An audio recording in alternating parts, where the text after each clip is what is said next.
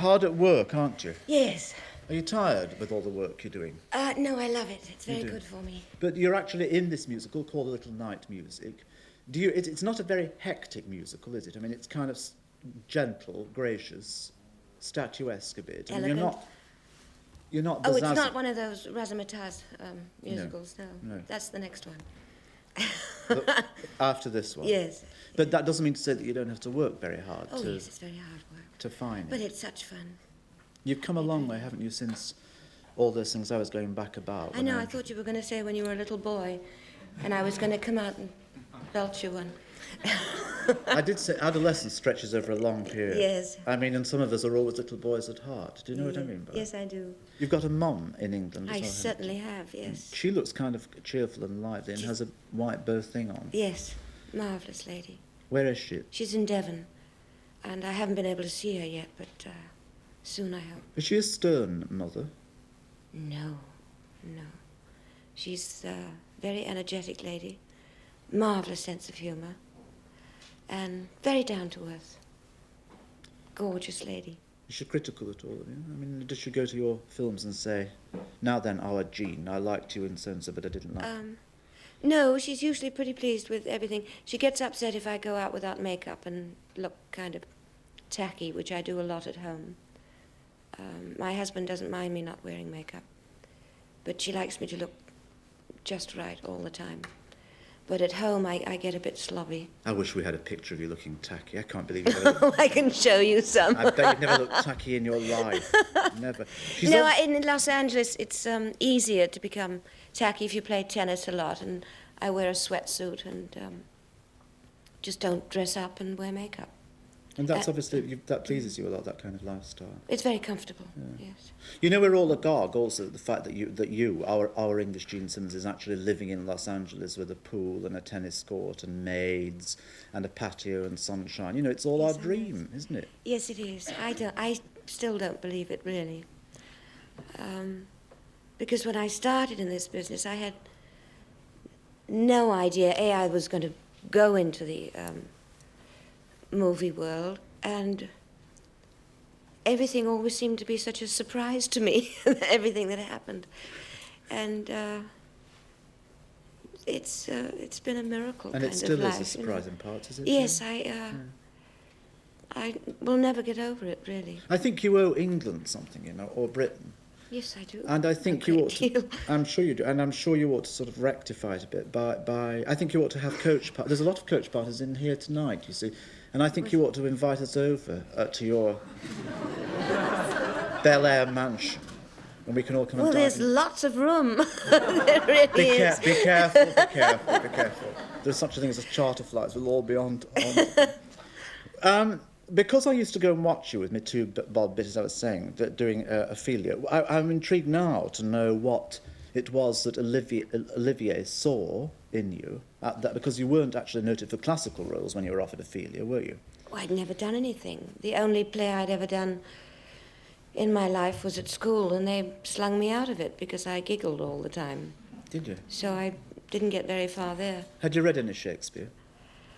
Truthful? At the boring school bit, you know. But I left school when I was 14, so I didn't get very far with that.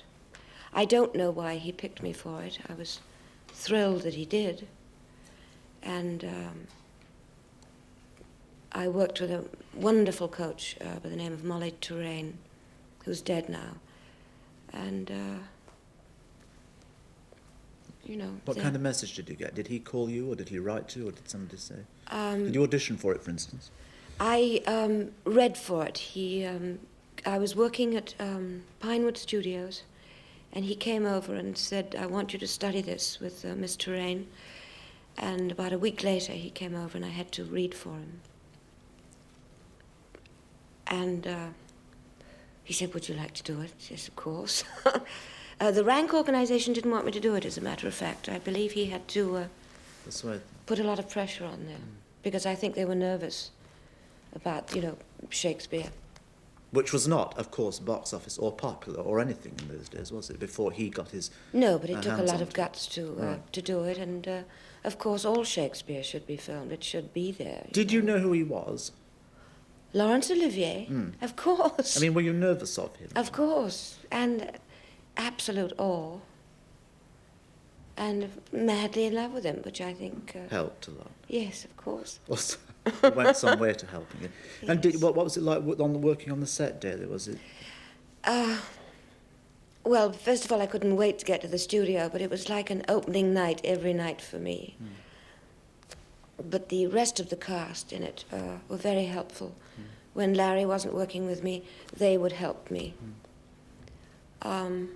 He also had my teeth filed, which I had, Bugs Bunny teeth.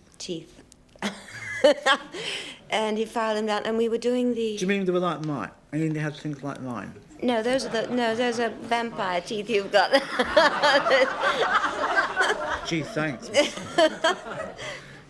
But we were doing the Get Thee to a Nunnery sequence, and when I was speaking, and every time I took a breath, and it was very cold at the studios, the nerves seemed to be exposed, and it hurt, And he got very upset with me and wondered what I was up to.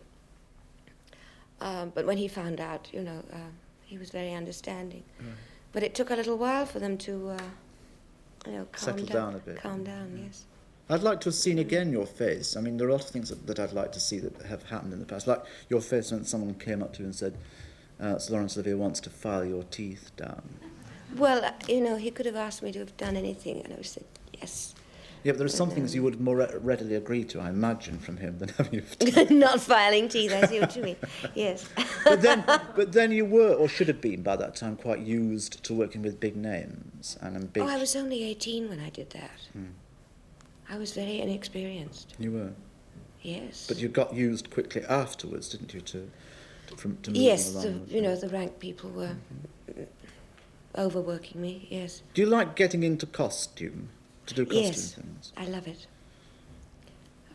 I feel differently. I feel, I don't know, I walk differently. I love period clothes. It's one of the reasons, going back to a little night music. It is so elegant. The clothes are so beautiful, and you hold yourself differently. You speak differently. It's. Does that mean deep down that you need some kind of psychological uplift? Well, I either like to be like that or a slob. It's the... No midways? No midways. Don't you have your own cinema at home, though? Yes, we do. And do you not watch yourself on movies? No, I watch everybody else, but not me. Yeah, but you haven't put a ban on watching yourself, have you? I'm not good at it unless it's like that far back. Then, as I say, it's like watching somebody else. We saw Charles Lawton, who I presume was fairly formidable to work with. Was he gentle, kind? Oh, marvellous. Very gentle. And between scenes he would read. He did a lot of the poetry reading. And he would practice on us. There was Deborah and Stuart Granger and who else was in it? I can't... Well, those are the people we saw in that scene. Yeah. You also learned to stand like him. You stood like Henry VIII's I think that was the corsets. Was it? Yes. Something was pinching you at the back. Yes. Were you married to Stuart Granger at that time in that film? Yes. Do you think the breakup of that marriage helped you to grow up in any way? Did you go into it with your eyes closed and come out with them open? Oh, I don't know how to answer that one. I think whatever one goes through in life, hopefully one grows from it, whether it's painful or happy or whatever.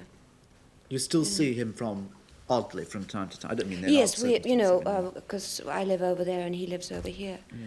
But we have a lovely daughter, Tracy, who's in France now. I don't know why I keep pointing that way. It possibly could be over there, for all I know. Or that way. When you had been married to Richard Brooks for some time and were beginning to feel happy as a housewife, I mean, you obviously went through a period where you thought, right, I'm going to be a housewife, and to hell with that, right? Well, I'd been at it a long time. You'd been at it a long time, I thought that was it. And then something happened. You obviously weren't happy as a housewife. Well, for the first year it was divine, and I did all the cooking. Did you? And after a year of it, Richard said, very gently, I must say, he said, I think we ought to get a cook, because he was After a starving to year. death. He was absolutely starving to death. I'm hopeless in the kitchen. I burn water. You know, I'm that good. Do you know how to make tea? I have to confess. Yes, I can, but I am inclined to use tea bags now. They're less messy. What was the question? I think after about a year you were bored with being... Yeah, no, it wasn't that. No, it was quite a few years, really, about 3 or 4 years. And Richard was the one that saw that I was restless. He was very complimentary. He also thought it was a waste, because he said, you've been working since you were 14. He said it's silly just to stop, you know. And the children were growing up, and they were having their lives. And he felt I shouldn't give it up completely. So that's why now I'm having such a good time. It's not an unnatural or an unusual dilemma, is it? Says he wisely, knowing exactly about the problems of 40-year-old women. I mean, but a lot of people, when they get to that... Should stop dropping that, but what? Well, you know what I mean. I mean, a lot Yes, of I people do, go I through do, that kind of problem. And a lot of people aren't so fortunate as you in having someone like, say, Mr. Brooks, who says, OK, get out and get under. Yeah.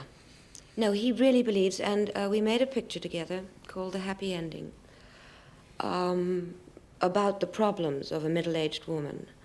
The children were grown up, the husband is very involved with his work, and she doesn't quite know what to do with herself. And she gets bored, and this particular woman started, you know, drinking and not knowing what, and going to, the health clubs, and, you know, which is very good, but bored. And he made this film because he felt that it was so wrong. He really believes that a woman is an individual, not the mother of, not the wife of. She's her own identity. And that's why he made that picture. Did it get something out of your system, then? Oh, bloody good job. I got out of it. What kind of a singing voice do you have? Whom would you most equate yourself with? Well, I can't call what I do singing in the show, and the people that they've got here, I don't know all their names yet, because I've only just... Is this bothering you? I'm No, sorry. not at all, please.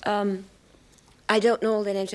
I mean, but they really sing. I got goosebumps when I heard them singing. I growl a bit. Do you smoke a lot at all? Yes. And does that help your growling voice? No, it doesn't. No, but when you're talking about singing, I suppose I present a song the best I can.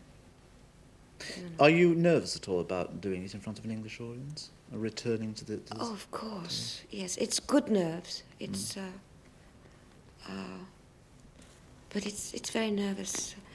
But what a lovely show to come back to London in. Oh, and with. And yes. Well, may I say to you that I hope it runs for as long as you wish it to run, Yes. which is a diplomatic way of saying forever.